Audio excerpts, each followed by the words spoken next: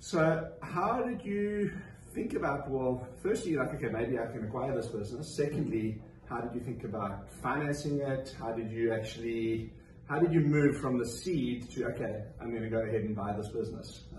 After you had your wife's blessing, of course. That was probably the most important gate you needed to get through. But yeah, what happened after that? Yeah. I think, so, I mean, just as close, I didn't come from a pharmaceutical family, so I absolutely knew nothing. So I think let's start with that. So I mean, and that's when I approached you guys at Biswell, to start to. So I think for me, the first step was actually to think, like, this is the numbers I see. Am I crazy? Does it make sense? Is the kind of valuation that I apply to it, is it the same that you guys will see? So I think that was for me a first step. And then also, obviously, I think I started to talk to you about, where do I go find funding? I don't really have the funding. Like, how do I think about it? How can we structure it? And some ideas. I think the important thing is obviously the funding, right? So, and I reached out to a company, and I mean, there was a few players I initially talked to, but they're called Linear Capital. Yeah.